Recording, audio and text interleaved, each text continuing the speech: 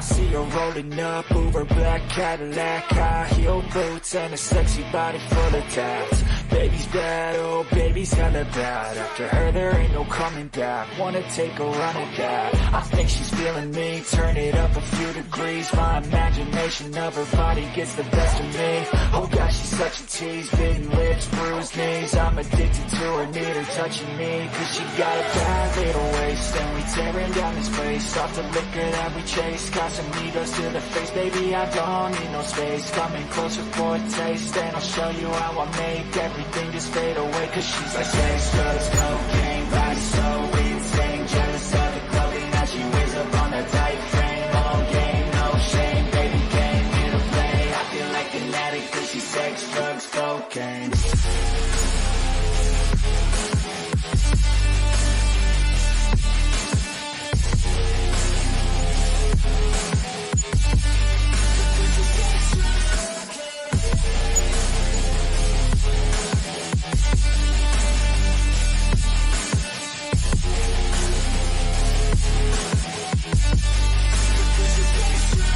Got a fine little body and her mind's kinda naughty. They say that once you taste it, you cannot replace it. She could get you high, all the dopamine inside. Triggers fast once she's naked, her body's a creation.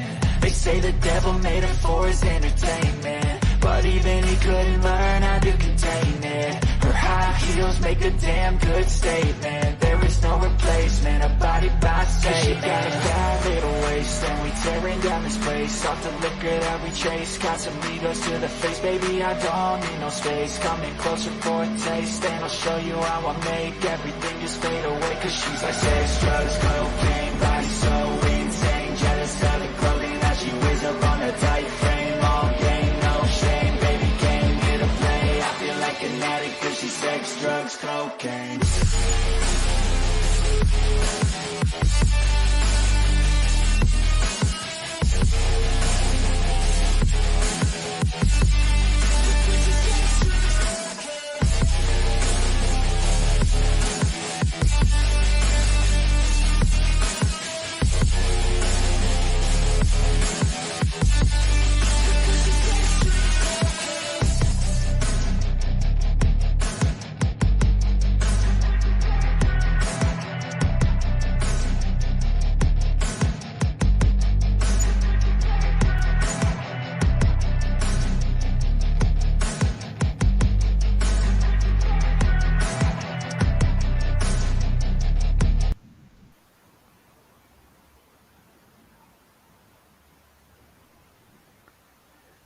Olá pessoal, tudo bem? Sejam bem-vindos, boa noite. Eu espero que estejam me ouvindo, não sei como é que está o sinal.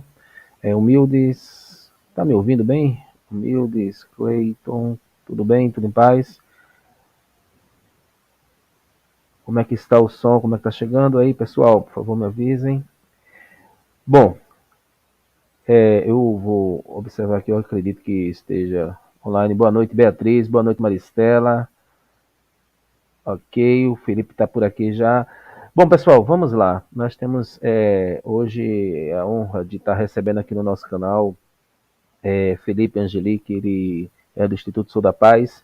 Eu vou fazer a apresentação dele daqui a pouco, incluindo ele aqui na sala. Eu quero só antecipadamente dar uma boa noite para vocês. Pedir que vocês, encarecidamente, que vocês compartilhem esse link. O tema é um tema importante, né? Um tema que a gente vem há algum tempo debruçando sobre este tema, por parte do pessoal que é do grupo de pesquisa, lembrando que é um tema que é específico do grupo de pesquisa, trabalhando a questão da violência urbana, que a gente vem trabalhando e tem a ver, claro, com o tema. Bom, então quero saudar a Lucenilda, que está por aqui, a Marilda, a Maria Aparecida, a Beatriz, a Ivone.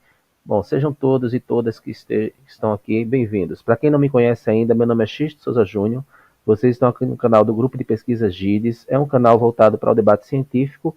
A gente trabalha a relação sociedade-natureza, então vocês vão encontrar algumas lives falando sobre a questão ambiental e outras sobre a questão socioeconômica. O tema de hoje é um tema que é de importância, de relevância para todos nós, falando sobre segurança pública. Eu gostaria já de habilitar aqui na sala Felipe Angeli, seja bem-vindo, sinta-se acolhido aqui no nosso ambiente.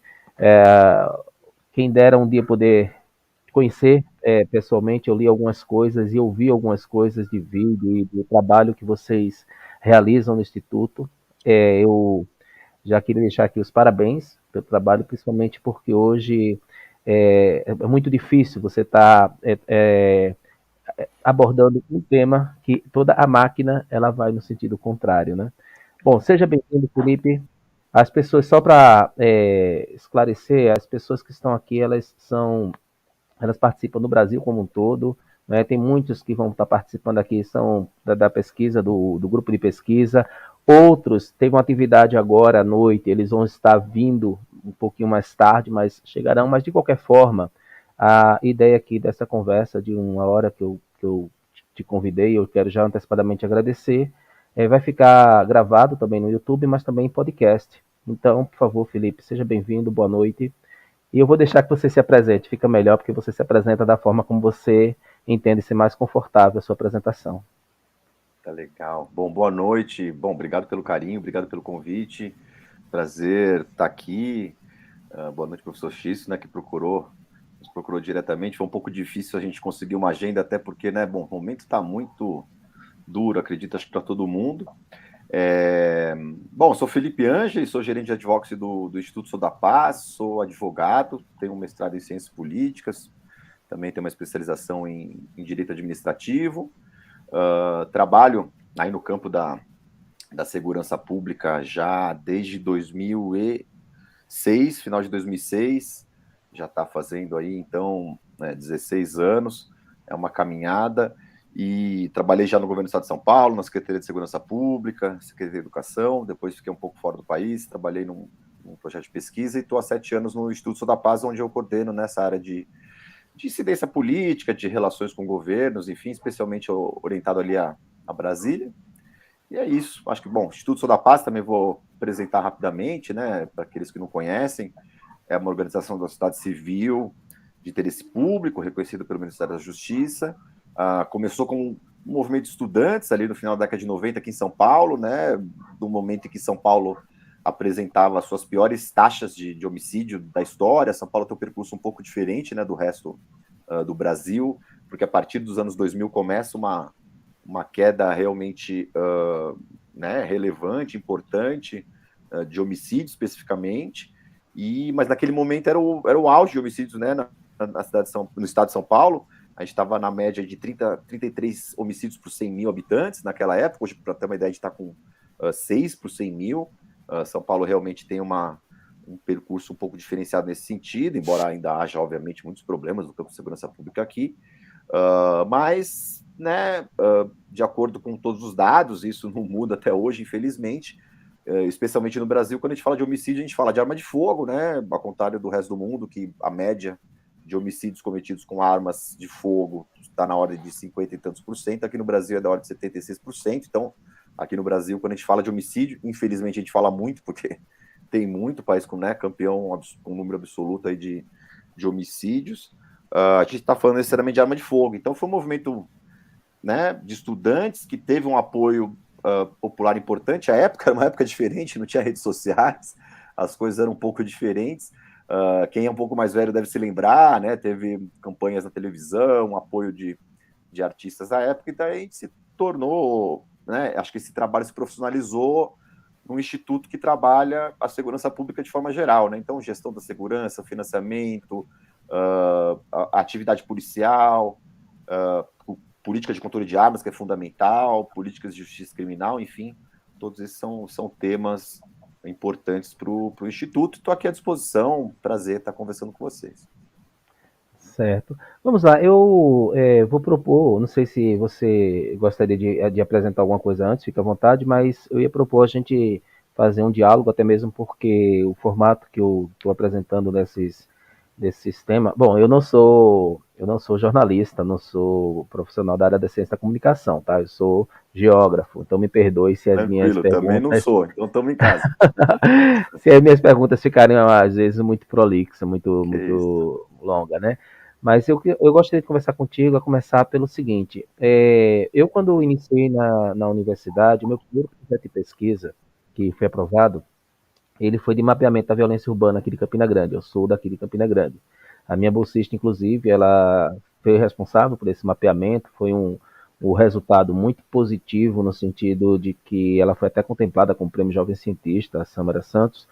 E uma coisa que chamou a atenção, e eu queria saber, já começar a conversar contigo sobre isso, é o seguinte: um dos resultados que a gente obteve da pesquisa foi associado à dificuldade da obtenção de dados reais. Ou seja, pelas pessoas não prestam BO, ou de repente elas são intimidadas. Aí eu queria saber, pela experiência do Instituto, Felipe, vocês, como é que vocês visualizam? Isso é uma variável que ela se apresenta em outras realidades, quer dizer, a dificuldade de se realmente fazer um mapeamento do que ocorre em termos de uso. Por que eu pergunto isso, só para finalizar? O governo atual está instituindo um discurso de que na gestão dele a violência diminuiu. Né? Aí, se você pudesse comentar um pouco já a respeito nesse sentido. Enfim, né, não sei quando você começou sua pesquisa, o tema exato, mas assim, esse é um tema que com certeza é uma realidade no Brasil, infelizmente, que é isso aí, a falta de dados é vergonhoso, né, é ridículo, né, na verdade. Se você pensar bem, as estatísticas criminais brasileiras e conhecidas pela população, divulgadas pela imprensa, são produzidas por uma ONG, na verdade, que é o Fórum Brasileiro de Segurança Pública, que produz seu anuário, né, com taxa de homicídio, taxa de vários crimes, uma série de coisas. Outras organizações da sociedade civil que também contribuem no campo da segurança pública, estou falando, né, para criar, para produzir esses dados. O da Paz é um deles, especialmente no campo de armas de fogo, e também mais recentemente a gente tem, nos últimos 4 anos, tem feito um trabalho importante na questão do esclarecimento de homicídios, né, o principal crime, o crime mais importante que acontece muito no Brasil. Você não tem informação sobre quantos homicídios são esclarecidos, quantos, né, desses supostos criminosos são apresentados à justiça, responsabilizados, algum tipo de retorno às famílias, né, às pessoas próximas dessas vítimas. Enfim, então isso é um problema de pronto. Obviamente que a sociedade civil organizada está aí para apoiar políticas, gerar, e as universidades, pesquisadores também se incluem nisso, para gerar informação, gerar conhecimento. Mas óbvio que numa situação como essa, esse tipo de, né, situações dessa relevância, temas dessa relevância, tem que ter né, enfim, uma liderança do governo, obviamente. Sim, se isso fica na mão da sociedade civil, a sociedade civil para de fazer por qualquer razão, se a gente não tem mais esses dados, é uma coisa absurda, acredito, para o Brasil, um país que, pelo menos, a gente deseja que seja, imagina que seria. Mas, infelizmente, realmente, né, na atualidade, essa é uma realidade, porque, veja, até onde funcionava o DataSUS, por exemplo, durante a pandemia, a gente viu que a imprensa teve que absorver esse trabalho, porque começou a haver claramente um projeto de sabotagem de produção de informação e de manipulação de informação, né, com fins políticos e ideológicos. E a evolução da pandemia de coronavírus foi, na verdade, informada pelo consórcio da imprensa, né? A gente via isso no jornal diariamente, que o número de mortos, número de infectados, enfim, era tudo coletado diretamente na fonte dos estados e trazidos para a informação da população. Então, sim, tu tem razão, isso é um problema crônico. Infelizmente, ao invés da gente, né, avançar nisso, a gente tem regredido. Veja o caso da saúde, que era pelo menos um local em que, né, um tema, um assunto em que a gente tinha, de fato, uma grande produção de conhecimento nesse sentido, também que foi sucateado. Sobre, já pegando esse gancho, que acho que é importante, né, X, você fala aí dessa declaração do governo sobre a redução da violência, né? Primeiro que acho que, assim, é muito difícil ser conceitual o que é violência, né? Já tem uma situação muito ampla. No caso do governo, o que ele está se referindo, na verdade, são as taxas de homicídio, que, obviamente, o crime mais importante, um crime que assola o Brasil de forma desproporcional. Né, acompanhar essa taxa, ela talvez seja a principal taxa, ainda que você tenha roubos, outros tipos de crimes graves, crimes sobre a eficiência do trabalho policial e a efetividade, né, dessa produtividade policial, mas, obviamente, que esse é um crime importante.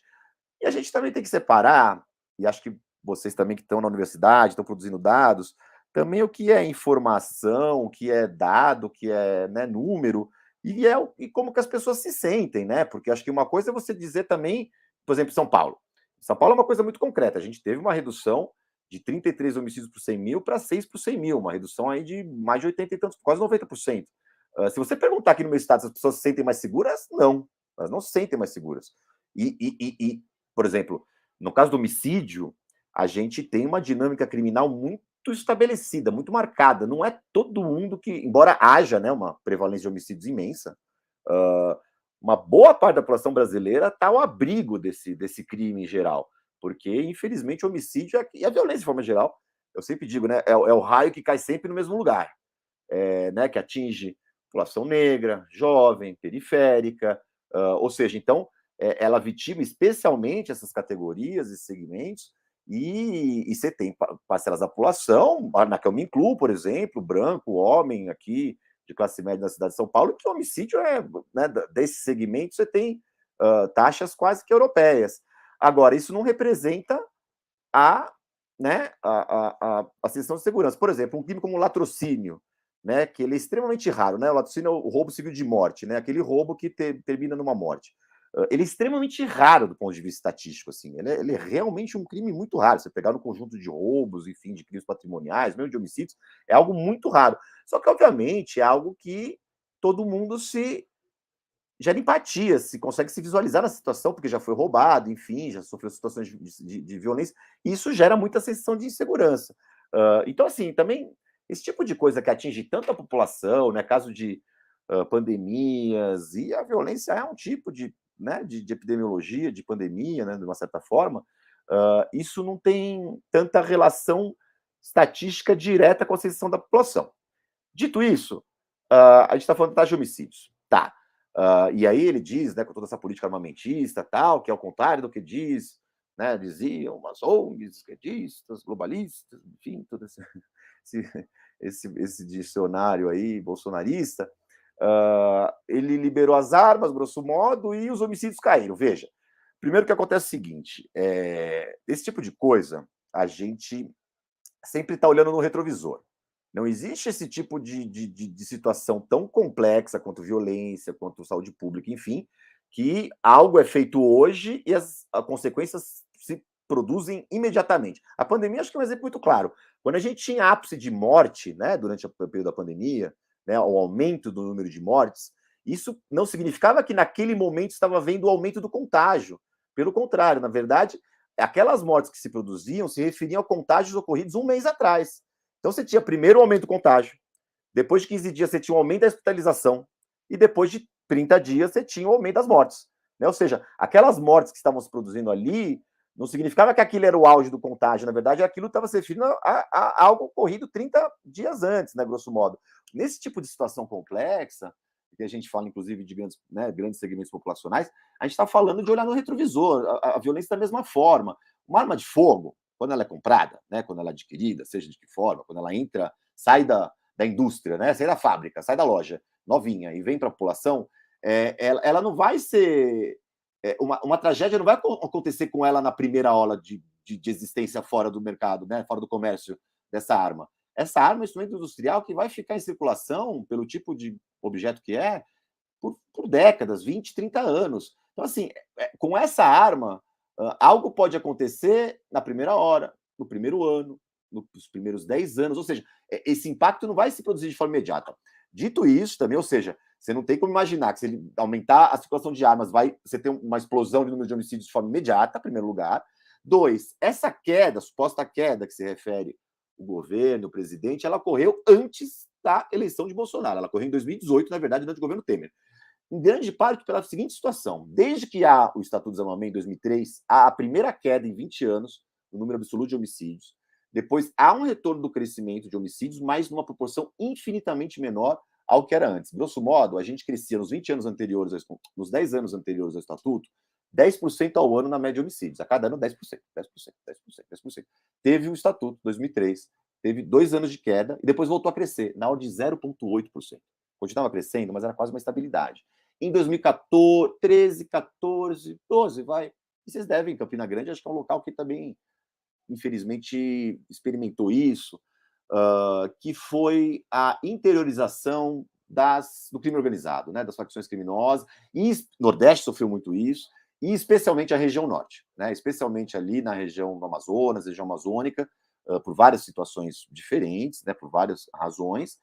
E entre 2015 e 2017, a gente teve um conflito muito importante entre as principais facções criminosas brasileiras, o Comando Vermelho e o PCC, que tinha uma suposta parceria, ali a coisa quebra, justamente nessa disputa pela região norte amazônica, pela localização estratégica, né? Fronteira com o país produtor, especialmente de cocaína, e aquela calha fluvial que leva diretamente aos portos do Pará e do Ceará, que estão de cara para a Europa, que é esse mercado consumidor que a gente exporta, né? A Colômbia tem mais uma relação junto com o México, com os Estados Unidos, o Brasil tem uma ascendência importante no tráfico, especialmente de cocaína, para a Europa. E ali, ao invés disso vir para Santos, vir para, né, para o sul do país, isso começa a se aproveitar desses portos ali do norte, da região norte ou do nordeste, ali no caso do Ceará, mesmo, enfim, Rio Grande do Norte e outros locais. Há esse conflito, há uma explosão de homicídios. Em 2017, a gente tem uma situação totalmente fora da curva, que foi nosso, né, o auge ali da explosão de homicídios. E talvez vocês se lembrem, naqueles anos, todo começo de ano, a gente tinha, 2016, 2017, 1º de janeiro, 2 de janeiro, as notícias daquelas rebeliões brutais na região norte do Brasil, né, com degola, enfim, toda aquela selvageria tinha a ver justamente com essa né, conflito entre essas facções. Isso se arrefece a partir de 2017. 2018 você tem uma acomodação disso, e ali é uma despencada ali, não tão assim, mas na verdade, a partir de 2017, os homicídios voltam para o padrão que havia em 2013, 14. A gente tem esse salto, na verdade. Então, ou seja, em 2018, quando se produziu essa queda, foi antes de Bolsonaro ser eleito. Então, não pode ter sido ele, né? Seria uma previdência.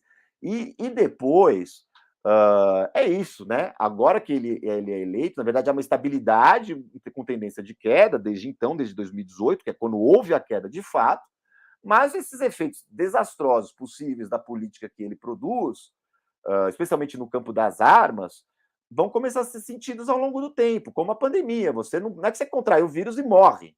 Não é que você compra uma arma e ela gera um crime imediatamente, né? um desastre imediatamente. Isso se verifica ao longo do tempo. Por fim, recentemente, até interessante, em junho agora, eu acredito, ou julho, saiu uma pesquisa liderada pelo professor John Donoghue, que é um professor norte-americano de Stanford, da Universidade de Stanford, que é dos grandes pesquisadores aí sobre as consequências criminógenas, né, da circulação de arma de fogo, os impactos das dinâmicas criminais da ampliação de arma de fogo nos Estados Unidos, que é um grande tema nos Estados Unidos, vocês conhecem isso, né? Ali é o grande fronteira armamentista e da circulação insana, né, de armas na sociedade.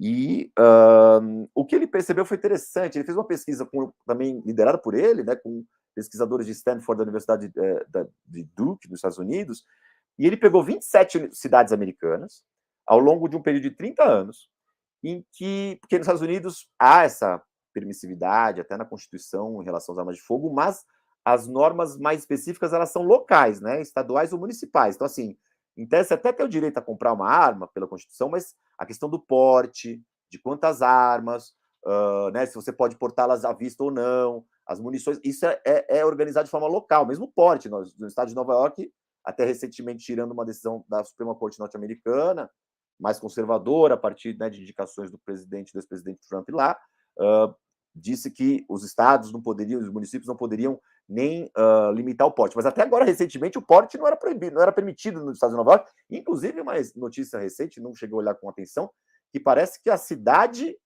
ou o estado de Nova York até peitou a Suprema Corte e falou: vou continuar proibindo. E como as agências de segurança, elas são locais, né, são municipais, inclusive, falou: olha, aqui vai ser assim. Enfim, ainda não sei como isso organizou. Agora, eles fizeram essa pesquisa com 27 cidades nos Estados Unidos, em que cidades grandes, né, não cidades pequenas, em que houve uma mudança legislativa, seja no nível estadual ou no nível municipal, que autorizava o porte de arma de fogo. O porte de arma de fogo é andar armado na rua, né? Você tem o posse, que é você ter o seu registro, passar em casa. O porte é você andar com a arma no coldre, andar armado na rua. Então, são 27 cidades que estavam no estado, ou a própria cidade, que, em algum momento, ao longo desses 30 anos, liberou que pessoas andassem armadas nas ruas. E se mediu as estatísticas, as taxas de crimes violentos nos anos anteriores, 10 anos anteriores, nos anos posteriores. O que se identificou em média nessas 27 cidades é que o ápice do efeito negativo do aumento da circulação dessa política permissiva de porte começava a se exercer começava a se verificar a partir do terceiro ano da mudança da legislação. Justamente, né? Não é que autorizou o porte, as pessoas começam a se matar. Isso tem mais pessoas pedem, mais pessoas conseguem o porte, mais armas são perdidas. Né? A partir do terceiro ano, a gente começa a verificar o auge, o clímax desses efeitos negativos. Enfim, crime, quando a gente está falando, acho que aí é importante um disclaimer, aí passar a palavra também, que eu sou bem prolixo, viu, X? Então também estamos em casa. Assim, não dá, são muitas dinâmicas, né? É um fenômeno complexo, são muitas dinâmicas que vão organizar a existência de crimes, a verificação de crimes na sociedade. Você tem a faixa etária da população, a desigualdade social, o acesso ao mercado de trabalho pelos jovens, questões de raça e discriminação racial, racismo, enfim, tem toda uma série de elementos, dos quais a maior circulação de armas de fogo é um dos predominantes, mas não o único. Claro que existem os elementos que enfim. E aí não se trata de opinião, não é ser de direita e esquerda, não é gostar ou não gostar de arma, não é isso. Assim, o fato é o seguinte, hoje, todos os dados disponíveis em produções acadêmicas sérias, pesquisas realizadas com metodologia, publicadas em revistas acadêmicas com textos revisados por pares, todos, 100%, estou falando de 99%, todos indicam uma causalidade positiva entre o aumento da circulação de arma de fogo e o aumento da criminalidade violenta, em especial homicídios. Claro, outros elementos vão influenciar nisso, em alguns lugares. É aquela coisa, tem aquela, cigarro faz mal, né? Acho que isso aí, tabagismo, eu fumo, posso falar. Tabaco não faz bem para a saúde, acho que isso já é um consenso. Agora, para isso, não adianta você dizer, mas minha avó fumou até os 98 e nunca teve nada. Possível, isso acontece a todo momento. Só que essa não é a prova de que cigarro não faz mal. Tem outros elementos que influenciam. Na média faz. É que nem a coisa da cloroquina, né? A ciência demonstra que aquilo não funciona. Conheço fulano que tomou e curou. Sim. Tomou água também. Foi ao banheiro uma vez por dia. Isso são correlações. A gente está aqui no ambiente da minha acadêmica, a gente conhece um pouco disso. Então, assim, sobre isso, não se trata aqui de gostar, demonizar arma de fogo, qualquer coisa de política ideológica. Está falando de conhecimento adquirido. A ciência às vezes muda, mas até hoje a gente não tem informação sobre outro tipo de conhecimento produzido no sentido contrário. E observando essa pesquisa norte-americana, que, claro, também dialoga com as realidades daquelas cidades, o auge, se essa média de tempo for a mesma, o auge dos efeitos negativos dessa política armamentista acontece no ano que vem. O problema é que essa política do governo atual, especialmente de armas, ela vai produzir mortes, o resultado hoje é morte, né? Morte, acidente e violência, por décadas ainda. Eu queria pegar justamente desse ponto, Felipe. Bom, antes de fazer a pergunta e habilitar, teve uma pergunta aqui.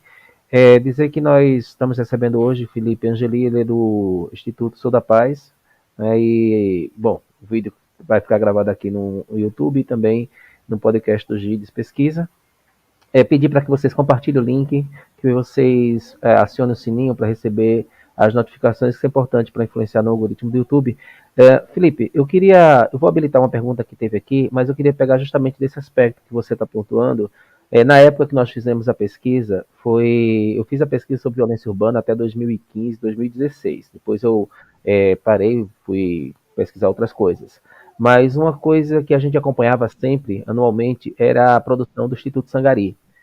Que ele fazia, ou ele faz, eu não sei, atualmente se está fazendo, um mapeamento dos municípios, da violência dos municípios brasileiros. Né? E chamava a atenção justamente esse movimento de migração, de interiorização das áreas de violência, ou seja, as capitais estavam apresentando uma sensação de segurança maior do que no interior, que estava apresentando uma sensação de insegurança. Aqui mesmo, nós tivemos esse caso de influência das facções, uma delas acabou se territorializando aqui na região e aumentou bastante números de casos específicos e, inclusive, explosões de banco, essas coisas.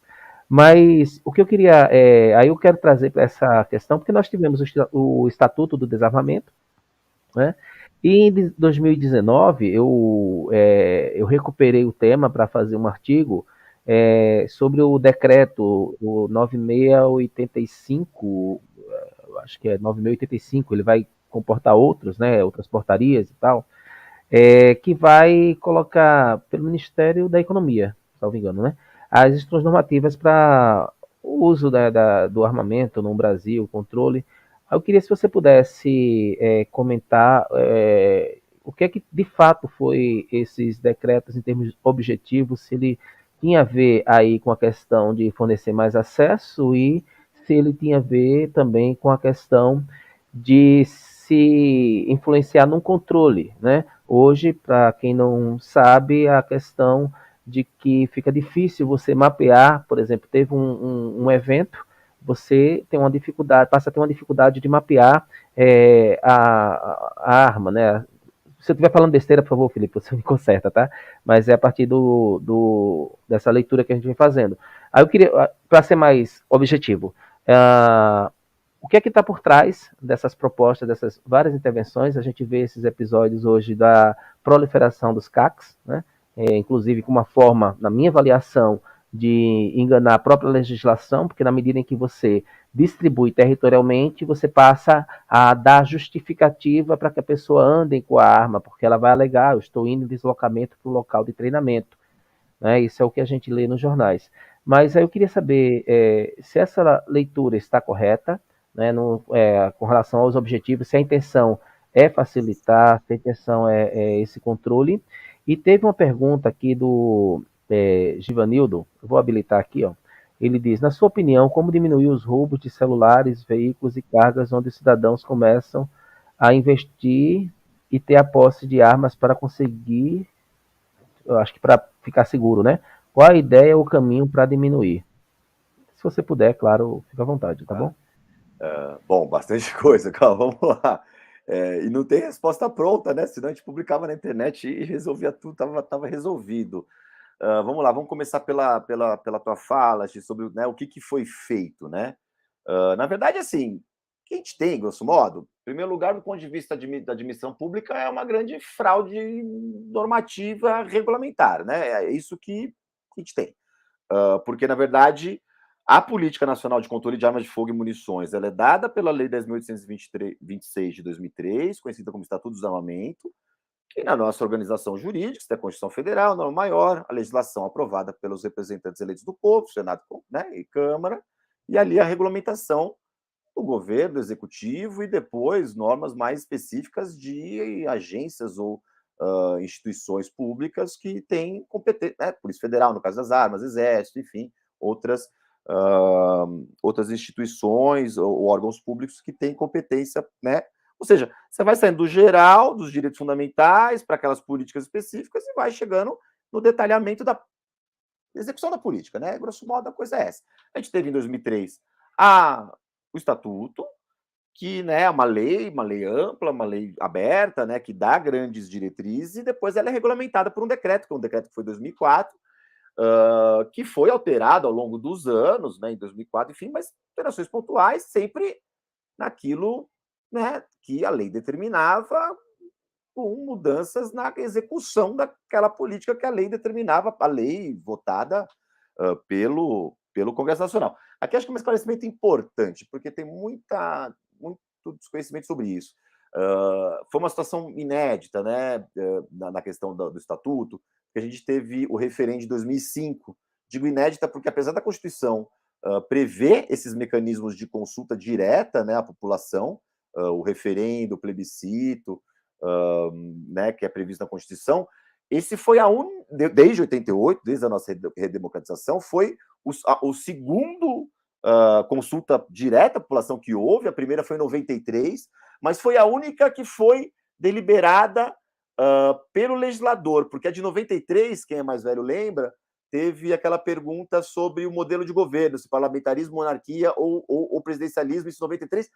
Essa consulta prevista já na própria Constituição de 88. A Constituição de 88 falava, olha, em 5 anos a gente vai fazer um plebiscito para ver qual que é o modelo de governo. Tal. Isso foi feito, tal. Ou seja, a única vez que o legislador nacional, né, o Congresso, falou que vamos ouvir a população fazer consulta direta foi na questão das armas ali em 2005, nesse referendo.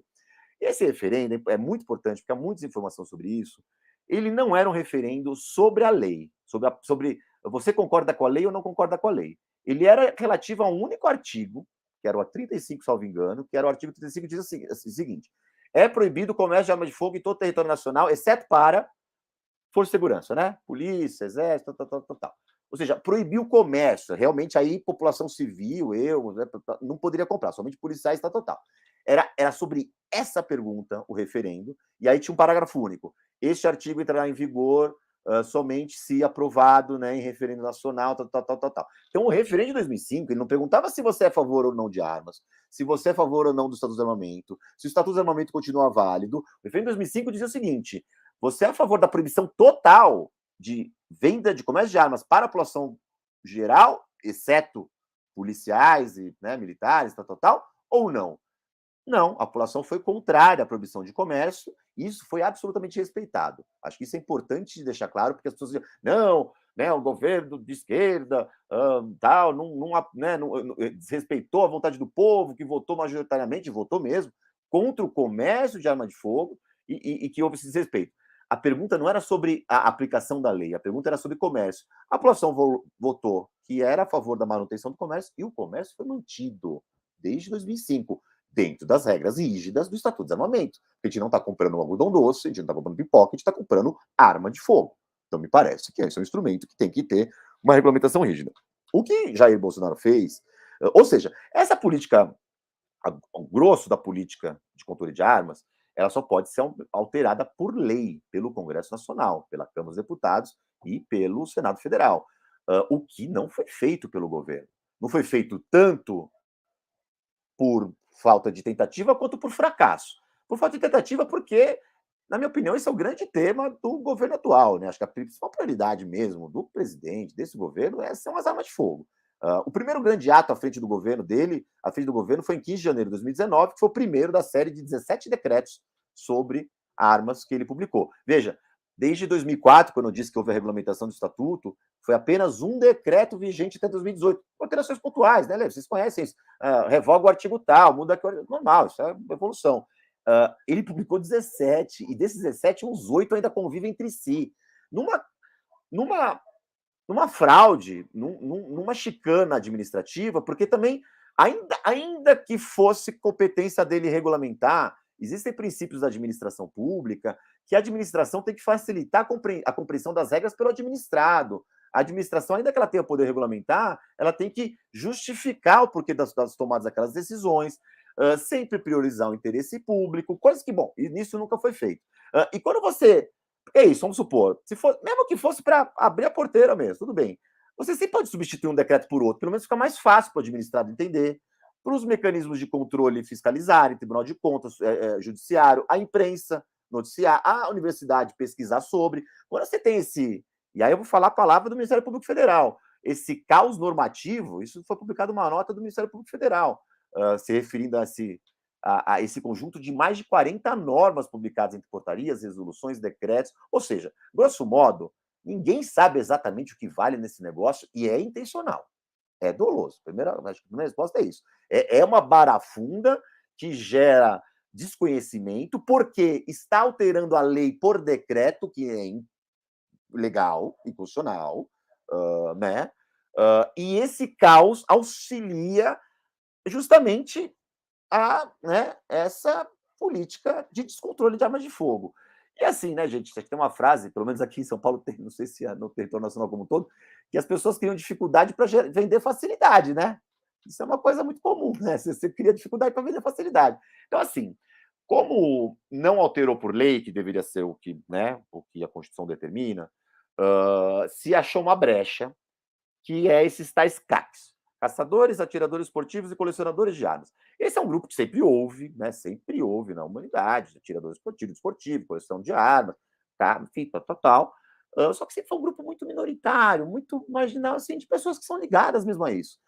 Desde que chegou, e que a lei, o estatuto, foi de fato um pouco mais aberto, não que liberasse qualquer coisa, que é isso que está aí. Hoje um CAC pode comprar 30 fuzis, uma quantidade de armamento absurda. Enfim, não que ele liberou isso, mas ele deixou um pouco mais aberto, porque era um nicho muito específico, né? Profissional, ou então de hobby, ou então de esportivo e tal. inclusive, a competência do Exército, para a população em geral, a competência da regulação de armas de fogo é da Polícia Federal. Como tinha um pouco mais de abertura no campo dos CACs, e tinha um pouco essa...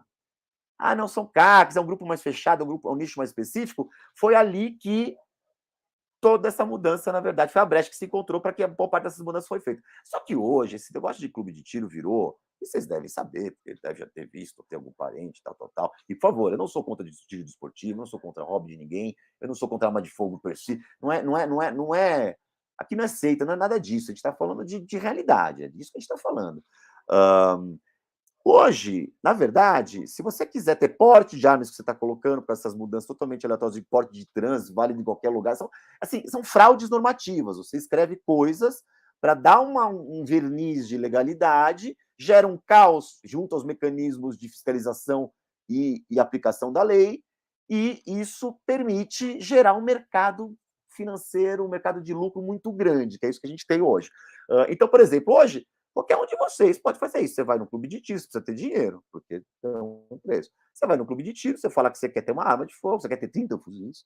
Ele vai te indicar o psicólogo para você ir, que já é associado ao clube de tiro. Ele tem um despachante, muitas vezes ex-militar do Exército, que é justamente a área que vai ter que te fazer esse trabalho. Um despachante que vai cuidar de toda a sua burocracia, sua documentação, tal. Ele vai falar, olha, me paga tanto, em tantos dias você vem pegar o seu registro de atirador, que te dá direito a comprar 30 fuzis, uma quantidade, inclusive porte. Então, na verdade, virou um passaporte dourado. Não sei se vocês conhecem isso. Eu uso essa metáfora. Portugal, outros países fazem isso. Portugal criou uma política há um tempo atrás que chama Golden Visa, passaporte dourado. Que assim, se você investe mais de 500 mil euros em Portugal, compra um imóvel, abre um negócio, mais de 500 mil euros, você ganha cidadania portuguesa. Entendeu? Né? Você investiu lá, eles te dão cidadania para você ficar lá e tal. O CAC virou isso, é o porte dourado. Você pagar tanto, você ganha um porte de arma e 30 fuzis. É isso então, que virou. Só para esclarecer, então, nesses locais não existe a questão do ensino a tirar, porque na minha avaliação parece que esse é um dos principais problemas, né? Você universaliza o acesso à arma, inclusive armas de grande porte, porque até então você não tinha esse acesso a fuzis, não era uma coisa que no Brasil era bem restrita. Não havia esse mercado no Brasil. Então você passa a dar esse acesso sem ter o devido capacitação, treinamento. Inclusive fica uma coisa meio que complicada, né? Como se o Brasil fosse um país que você tivesse essa disponibilidade toda para caça, e como se a caça também fosse um ato legal, né? No sentido de... Por favor. Primeiro é isso, no Brasil a caça é proibida. Vai começar, a caça é proibida no Brasil, exceto para espécies exógenas predadoras, espécies exógenas sem predadores naturais, que são espécies que não são brasileiras, né, espécies introduzidas de outro país, né, tal, que não tem a predador nacional, que pode virar uma praga. Tem somente uma espécie considerada como tal pelo IBAMA, que é o tal do javaporco. É uma cruza de um javali europeu com um porco selvagem brasileiro, que virou um bichão meio bizarrão mesmo, e que come colheitas e tal. Então, assim, como ele não tem predador natural, para manejo do tal, é autorizado muito especificamente. Mas não é isso que a gente vê, não é isso que a gente vê. Inclusive, teve matéria do Fantástico que mostra clubes de caça soltando javaporco na natureza para ter mais, assim, uma coisa, né? Ou seja, para não perder, obviamente, aquele acesso. Então, assim, primeira coisa também é importante dizer, generalizações são sempre generalizações. Óbvio que ainda existe o clube de tiro sério, óbvio que ainda existe o atirador desportivo sério. Isso, claro, não existe uma generalização que é 100% tal. Agora, o que essa política promoveu foi uma explosão dos caras não sérios. Porque é justamente isso, são atestados. As pessoas aqui, não sei como é que é, enfim, em outras regiões do Brasil, mas com a carteira de motorista tem muito disso. Você paga lá, a pessoa preenche todos os requisitos, você tira a carteira. Ou seja, infelizmente, o Brasil é um país que é muito corrupto. Isso é uma coisa, infelizmente, da nossa realidade. E isso tem sido utilizado para isso. E isso gera muito interesse econômico. Porque, assim, você tem a explosão desses clubes de tiro. A gente está falando de armas de fogo, é um instrumento industrial, é uma indústria bilionária. É a Glock, é a Taurus, é a Smith Wesson, é a Beretta, enfim. Então, assim, você está falando de bilhões de reais de venda, entendeu? Interesses de grandes indústrias internacionais. Muita gente com interesse econômico por isso. E, obviamente, assim, todo o mercado regulado. Pega qualquer um, veículo automotor, bebida alcoólica, tabaco. O objetivo das empresas é desregulamentar o mercado para poder vender para criança, porque é a lógica do lucro, isso faz parte do. Então, o Estado serve para regulamentar, que nem bebida alcoólica, não pode fazer propaganda, não pode vender para criança, né? Veículo automotor, você não pode beber 1 litro de uísque e dirigir, tem regulamentações, isso é natural. Agora, no campo das armas, parece que se tem uma ideia de que tem projeto para fazer propaganda de arma, né, é tiro desportivo para pessoas de 14 anos. É uma insanidade que atende a um setor específico produtivo que ganha muito dinheiro com isso, enquanto as pessoas morrem. É isso que se trata. Certo. Deixa eu só habilitar novamente aqui, Felipe, E a a pergunta do do celular, Givanildo. que eu não peguei. Quer que eu fale É, disso? você Olha, pode. rapidamente, que essa é uma questão de forma geral. O Brasil tem um problema, eu acho que, bom, tem vários, né? Mas um deles é que é um pouco o nosso conceito de segurança pública, né? A gente tem uma percepção de segurança pública como, primeiro, uma atividade eminentemente policial, como se fosse só uma coisa de polícia, né? Não entende segurança como algo que todos devem compartilhar, fazer, né? Pensar em iniciativas de prevenção à violência, de olhar, por exemplo, uma coisa que é muito conhecida da ciência também, a evasão escolar é um fator preditivo para um percurso criminal completo. A maior parte de adolescentes que se evadem da escola, e quanto mais cedo, mais real, a chance dele terminar num percurso criminal, né, envolvido em atividades criminosas, é total. Ou seja, não é só polícia, né? Tem uma série, isso a gente sabe nas nossas famílias, né, no cuidado com as crianças, enfim, de forma geral, como que, né, existem outros elementos de informação, de prevenção, de acesso a melhor qualidade de vida, de acesso à renda, enfim. Então já tem um problema de pensa que é só coisa de polícia, né? É sempre essa coisa reativa. E aí uma primazia de uma polícia ostensiva, de uma ideia de combate né, ao crime. Ou seja, é isso. Então é arma de guerra, é fuzil, é invasão de morro, é tiroteio, é troca, sei lá o quê, tal. Não estou dizendo que isso não é importante. Óbvio que tem situações que é preciso a polícia ostensiva e tal. Agora, tem toda uma parte de investigação, que é aquilo que a gente vê em filme americano, né? A gente vê em filme americano de crime, tem lá a perícia, né? Tem sei lá o quê, a investigação. Toda essa parte de investigação, polícia civil, perícia, né? Instituto Médico Legal, balística, enfim, ela é fundamental justamente para quê? Porque assim, o que a polícia militar faz, a polícia ostensiva faz? Ela fica patrulhando, e se tem alguém furtando o celular, furtando carga, ela pega em flagrante, né? Só que assim, é no azar, é no acaso. Lógico, você pode orientar para aqueles lugares que tem mais ocorrência, tudo bem, claro. Agora é isso. Por que a pessoa rouba celular? Por que alguém rouba celular de alguém? Porque vai vender no mercado negro. Tem receptadores, tem um mercado disso. Você só desmobiliza isso investigando e pegando quem lucra com isso. E isso a Polícia Militar não faz, porque isso não está na rua. Isso não está. E não estou criticando a Polícia Militar, é um papel importante, mas não termina aí. Então a gente precisa justamente, uma das questões mais importantes é justamente o interesse econômico por trás do crime. Carga. Quem que compra carga roubada? Quais são as quadrilhas que compram desses criminosos? É isso. Se não tem ninguém comprando carga roubada, ninguém rouba carga. Se não tem ninguém comprando celular roubado, ninguém rouba celular. Então a gente precisa investir em investigação criminal que complete, entenda toda essa cadeia criminal e, de fato, desmobilize os elementos que fazem isso ser né, gerar algum benefício para alguém, que é por isso que ele rouba isso, né? Enfim. Bom, nós estamos recebendo Felipe Angeli, ele é do Instituto Sou da Paz. Nós estamos debatendo um pouco sobre a questão da segurança da violência, de um modo geral.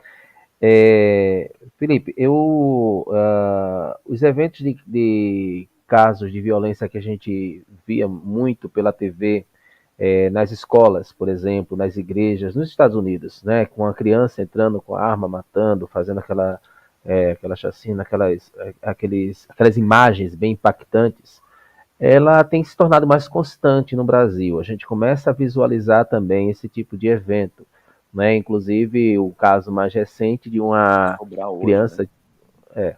É isso. Aí o que, pois é, a arma de um CAC, né? Que, inclusive, os vários eventos que ocorreram neste ano, direto ou indiretamente, estão relacionados ao CAC, né? A um CAC, tirando um ou outro. Inclusive, entrando aí até mesmo na questão política, como não poderia deixar de ser. Mas a minha pergunta é nessa linha, né? Então, primeiro, se você, como é que vocês estão, eu imagino que vocês do Instituto, de um modo geral, vocês debatam, né? Vocês parem em determinado momento para ver como é que está a tendência, etc. Como é que vocês visualizam em termos de preocupação? Porque, salvo melhor juízo, esses eventos eles acabam se materializando na periferia, né? As balas perdidas elas se acham na periferia, na maioria dos casos. E se este tipo de liberação que ocorreu no Brasil pode estar colocando o Estado em risco. O que é que eu pontuo nesse Estado em risco? É porque você tinha um controle do Estado sobre as armas. Então, por exemplo, se uma facção criminosa precisava de uma arma de porte, ela naturalmente recorria ao mercado negro. Hoje já tem casos registrados de pessoas comprando, né? O pronunciamento dos militares dizendo que não tem como controlar essa compra, né? Mesmo às vezes tendo um banco de dados para isso. Mas a minha pergunta, então, portanto, se você visualiza esses eventos de violência em espaços coletivos com a tendência de crescer, né, semelhante ao que ocorre nos Estados Unidos, por exemplo, se a população da periferia realmente acaba se tornando o alvo, né, desses eventos, e se o Estado estaria em risco nesse sentido? Não, acho que de total, né, para todas essas questões, acho que tem elementos diferentes em cada uma delas. Enfim, sobre essa questão das armas de forma geral, é uma coisa um pouco, por exemplo, você menciona essa questão dos fuzis e tal, isso é uma coisa óbvia. Sabe o que é mais triste? Olha, eu vou dizer, a gente trabalha com isso, né, a gente tem a situação forte no Congresso, imprensa, puxa, a gente sabia tanto que isso ia acontecer, e não é saber porque é clarividente, porque é bidu, porque é pessimista, porque são os dados, é o que se tem de informação, é que nem toda pesquisa é assim, a gente faz pesquisa. Por que a gente faz pesquisa? Para tentar identificar padrões, para tentar entender como é que funciona certos, né, elementos para a gente poder melhorar a condição de vida das pessoas. Então é sobre isso que a gente está falando. Por exemplo, por causa dos fuzis, né? Como você disse, obviamente, todo esse tipo. O mercado criminal, por natureza, é a falha do Estado, né? Porque, assim, a lei diz, é proibido matar. É proibido. Só que a lei existe, é proibido matar, pena, tantos anos de prisão. A pena é prevista justamente porque o Estado já sabe, o ordenamento jurídico já prevê que, infelizmente, alguém vai infringir. É por isso que há previsão de pena. Só que isso é o depois. Isso é depois.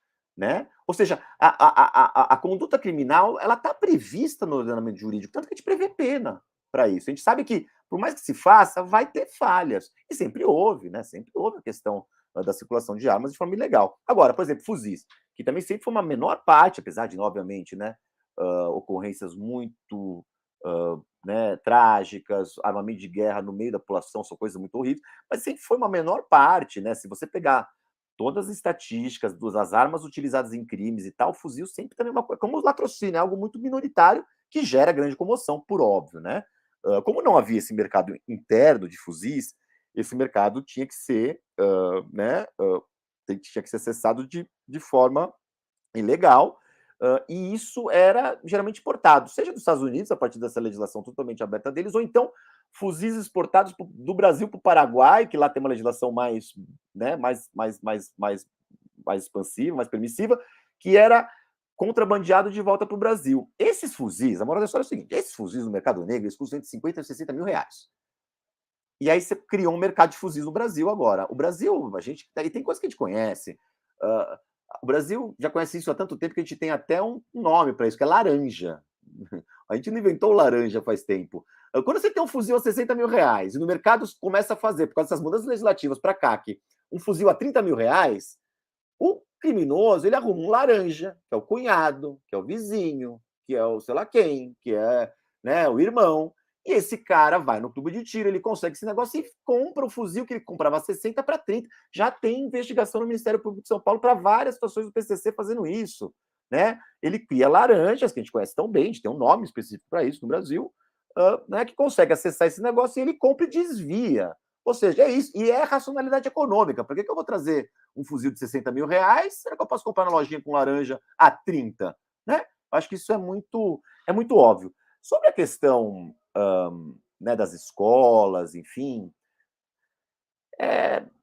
Enfim, primeiro que está acontecendo, né? Tem acontecido já, hoje teve esse episódio de Sobral, a tendência, infelizmente, é crescer, porque isso, mais armas vai gerar mais isso. Esse é o problema dos Estados Unidos, é uma coisa de externalidade, a maior circulação disso acaba... É estatística, né? Se 0,1% faz isso, se tiver mais, 0,1% é mais. Né? É meio isso, é meio óbvio, é que nem a pandemia. Ah, não, só morre 1% de quem contrai. Morreu 700 mil, porque contraiu muita gente.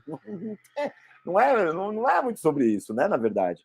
Agora, os Estados Unidos tem uma questão muito específica, né? Essa questão de ataques em escola que eles vivenciam lá é algo totalmente sem parâmetros, sem paralelo no mundo inteiro, nem lá mesmo, que é uma coisa mais até a partir dos anos 90 que vira algo muito crônico e tal. Mas eu acho que isso é um gancho importante para dizer que muitos defensores normalmente dizem o seguinte: vocês falam tanto, tal, mas Estados Unidos, a segurança é ótima e lá tem arma pra caramba. Mais ou menos. Primeiro, é ótima, vírgula. Se você pegar países do mesmo IDH, o índice de homicídio dos Estados Unidos é 4 por 100 mil. Aqui é 26, 28. É muito melhor que aqui, sem sombra de dúvidas. Agora, se você pegar países do mesmo IDH norte-americano, é muito menos. É 4 vezes menos. Ou seja, eles podiam ser muito melhor, comparando os comparáveis, né? Porque eu acho que a gente tem outros problemas diferentes. Isso, os Estados Unidos é um país como o Brasil, diverso, imenso, continental, tal. Você tem cidades norte-americanas, Baltimore, New Orleans, Detroit, Minneapolis, Chicago, que tem índices de homicídio maiores que o Rio de Janeiro, maiores que cidades, que capitais do Nordeste. Você tem Baltimore, por exemplo, que tem 40 homicídios, 40 homicídios por 100 mil habitantes. No Rio de Janeiro você tem 30 homicídios. Ou seja, isso também é muito diferente dependendo... Ou seja, não há no mundo rico país que apresente o nível de letalidade por arma de fogo como existe nos Estados Unidos. Então, assim, quem quer se comparar com o pior, eu prefiro ser a Inglaterra, eu prefiro ser o Japão. E ninguém morre disso. Então, acho que já tem uma primeira parte em relação a isso. Também tem uma mística em relação aos Estados Unidos, que as coisas não são bem assim. E, por fim, a sua última pergunta, qual que foi mesmo? Que era a terceira? Com relação à questão de se o Estado estaria em risco, né? Se ele estaria perdendo o controle.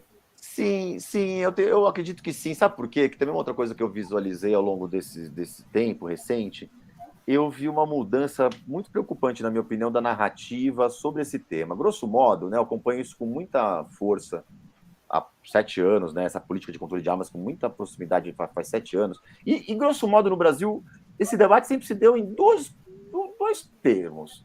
Ou uma discussão sobre se mais armas melhoram a segurança pública, né? E aí aquele discurso, não, se só desarmou o cidadão de bem, não desarmou o bandido, se o bandido soubesse que o cidadão de bem estava armado, não ia roubar, né, tal. Tem essa discussão, o que os dados mostram que ela é falaciosa, porque, né, ao contrário, isso a gente consegue identificar. Esses crimes de novo cangaço que você menciona, né? Invasões de cidades, ou mesmo invasões de comunidades por outra facção criminosa inimiga, né? Roubo a caixa forte. O criminoso que faz isso sabe que vai ter reação armada.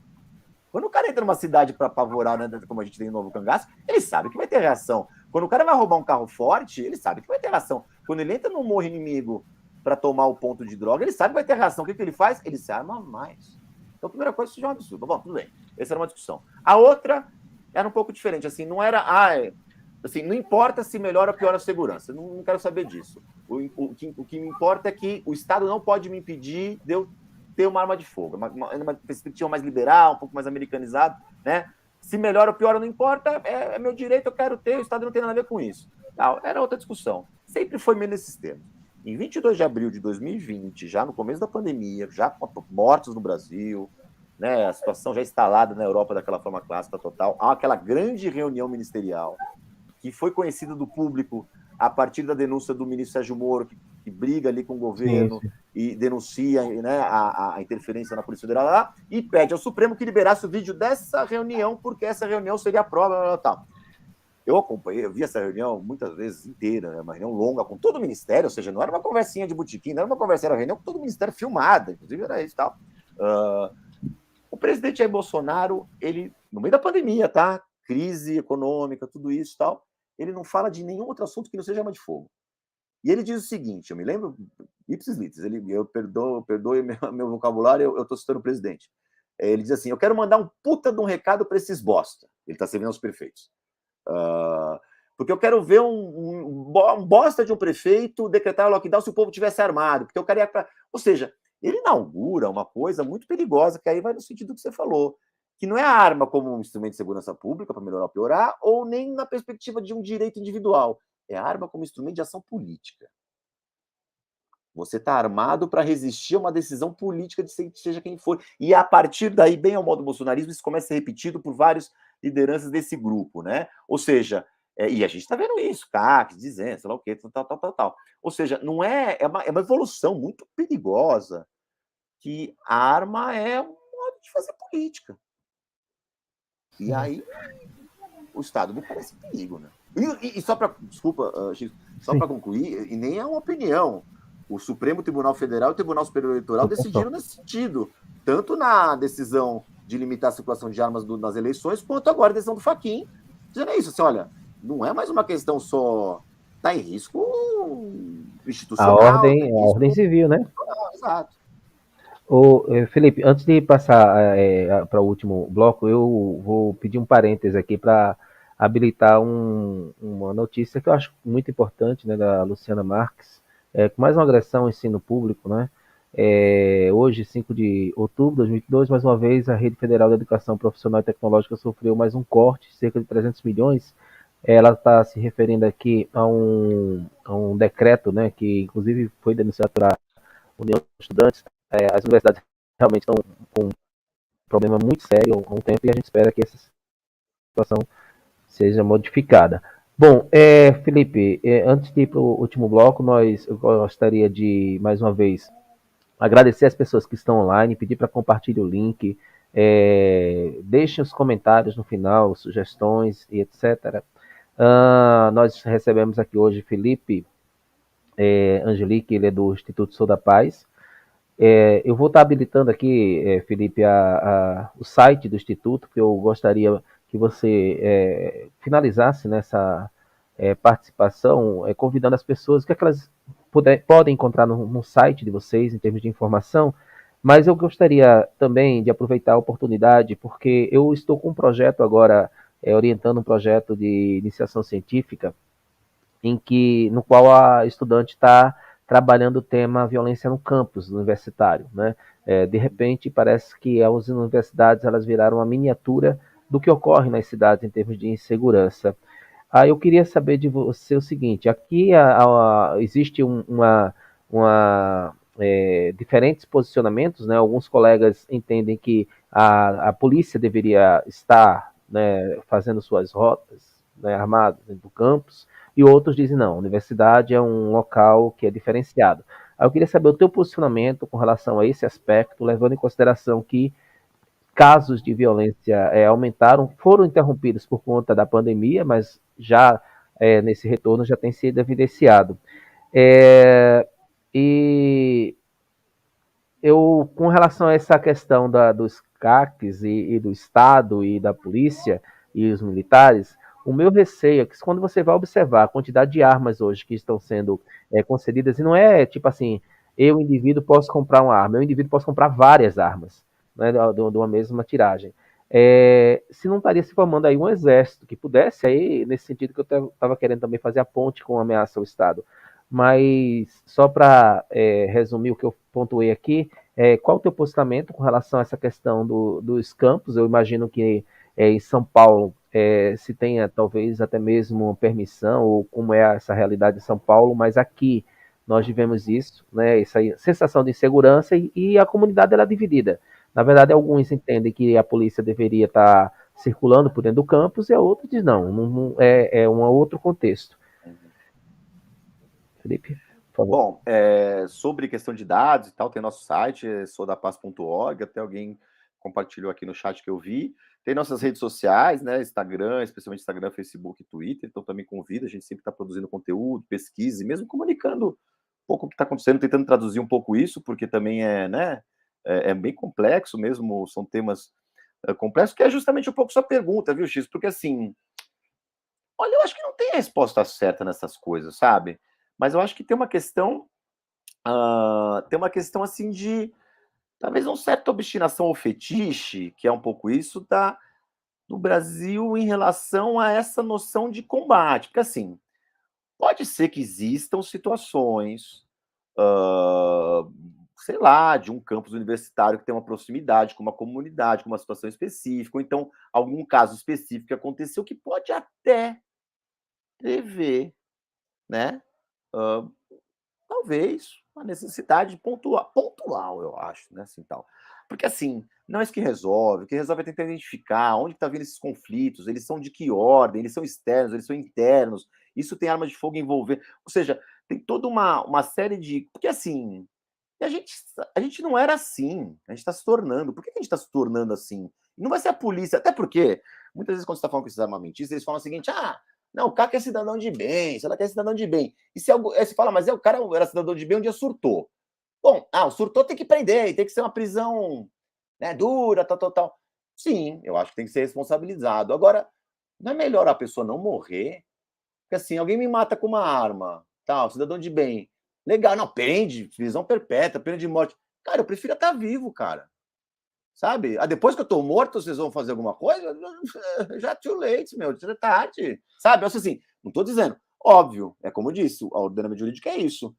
Há situações em que vai haver o desvio e que aí tem que ser responsabilizado. Agora, essa de acontece o que acontecer, liberou geral e quem errar se pune, a hora que você vai punir, o cara já tá morto, a criança já tá com um tiro na cara. Entendeu? Aí você pune? Desculpa, eu prefiro estar vivo. Né? Prefiro que alguém estivesse andando, preferia que a criança estivesse viva. Então, acho que é um pouco complicado. Acho que isso dialoga muito com isso, né? Ou seja, às vezes pode ser necessário uma intervenção de força, a depender da situação. Agora, não é esse o ponto principal, né? É a circulação de armas, são os conflitos colocados, né? É uma série de outras coisas que acho que isso tem que ser pensado em primeiro lugar. E essa coisa do, né, que você retomou, de um suposto exemplo, olha, eu acho que, a priori, não há uma organização de fato, de uma milícia. Tem uma opinião pessoal, tá? Também não tenho. Tá. Agora, é um pouco isso, é a aposta no caos, né? É a aposta no caos. Assim, primeiro tem uma questão de interesse econômico. Para mim é isso que move, sabe? É muita gente ganhando muito dinheiro. Então, tem almoço grátis, né? Ninguém ajuda tanto um negócio específico e, né, não tem interesse nenhum de alguma forma. Bom, tá, de novo, minha opinião pessoal. Só que é isso, né? Eu acredito que para esse tipo de visão de mundo, o caos é o interesse, né? A possibilidade de alguém pegar uma arma e fazer uma coisa, de ter um ataque numa escola, de uma universidade, e isso gera mais medo na população. Eu entendo a pessoa que queira comprar uma arma para se defender. Eu entendo que ela tenha medo, eu entendo isso. É uma resposta fácil e faz sentido porque essa pessoa tá sofrendo, ela tá com medo, Mas eu com entendo, isso também né? Então, assim, aumenta o número de acidentes, né? A gente, pelo menos eu tenho exatamente, mas acompanhado o registro. exatamente. O ser humano não funciona bem tomando decisões com medo. Né? Não é, né? Não é uma boa. Inclusive, esses grupos mais autoritários estimulam tanto, né, o medo, né? Porque a gente não é muito racional nessa hora, por óbvio, por questões evolucionárias. Então, assim, e você disse esse ponto, eu acho que por aí eu posso terminar. De novo, uma coisa é você ter uma arma para se defender. Eu moro em São Paulo, né, na cidade de São Paulo. Eu moro aqui no bairro da Pompeia e tal. Uma coisa é eu ter uma arma aqui em São Paulo, portar uma arma em São Paulo. Outra coisa é a pessoa mora no interior do Mato Grosso, a 400 quilômetros de uma outra cidade, com a família, ter uma arma. É muito diferente. O Brasil ele é diverso, não, sabe? Não tem tamanho único no nosso país, sabe? Tem situações, como eu disse na universidade, vai ter situações. Claro que né, a pessoa está em Belo Horizonte para pegar o metrô armada não faz sentido, mas talvez né, no interior, sei lá da onde, faça algum sentido. Agora, uma coisa é ter uma arma para defender sua família, outra coisa é ter 30 fuzis. Até ouvi uma frase, um meme que era assim: você quer se defender de quem? Do Godzilla? Sabe? Não é defesa isso aí, bicho. Não é. Isso é piada, entendeu? Uma coisa é ter uma arma, outra Rambo, coisa é né? ter 30 fuzis, é outra coisa que a gente está falando. Não é binário, não é pró contra arma.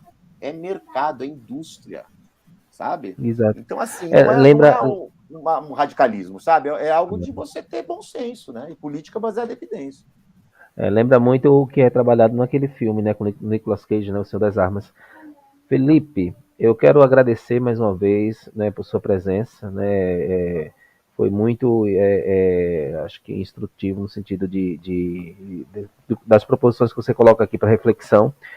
No meu grupo de pesquisa vai ser um dos temas que eu vou estar trabalhando, então eu quero agradecer, vai ficar esse vídeo está guardado no podcast, no YouTube. Quero passar a palavra para suas considerações finais, convidar as pessoas para conhecer o site, né, que eu habilitei aqui, ó, tá certo? Porque eu acho que nós precisamos conhecer mais esses tipos de atividades, né, que nem sempre são expostas, né, pela mídia, nem sempre são apresentadas, que existem pessoas que estão refletindo sobre a questão dos direitos humanos, de um modo geral, e com a preocupação com a vida, né? Então, passo a palavra para você e aí a gente já vai para as considerações finais, para o encerramento, Felipe. Você tem que agradecer aí, né, o convite, a poder falar com vocês. Sempre importante a gente conversar com o maior número de gente, colocar nós à disposição, né? Parabenizar pelo trabalho, você está promovendo esse tipo de discussão, bem bacana. Estamos à disposição para a gente, né, se precisar de informações, dados, enfim, o professor X tem meu contato, estamos, né, enfim, podemos conversar com o maior prazer. E, como cidadão, desejar boas eleições a todos, um bom segundo turno, que a gente pense com carinho nos nossos, né, nas nossas decisões, e que a gente busque um país melhor para todos, para além daquilo que diz o vizinho, que diz o pastor, que diz o WhatsApp, que a gente pense na vida nossa mesmo e pense num país melhor para todo mundo, porque aqui não é marginal, cidadão de bem, direita, esquerda, não, branco, tá? A gente é brasileiro, brasileira, cara, a gente tem que fazer esse negócio para ser bom para os nossos filhos, filhas, então, né, chega disso aí, cara. Perfeito. Então, mais uma vez, obrigado a todos que participaram até o momento e aos que vão assistir em outro momento. Se tiver alguma dúvida, vocês podem deixar nos comentários, que aí eu vou estar interagindo com vocês. Felipe, boa noite, muito obrigado. Tenham um bom final de quarta-feira, né? Então, até mais, pessoal. Tchau. Até mais, boa noite, até logo, obrigado.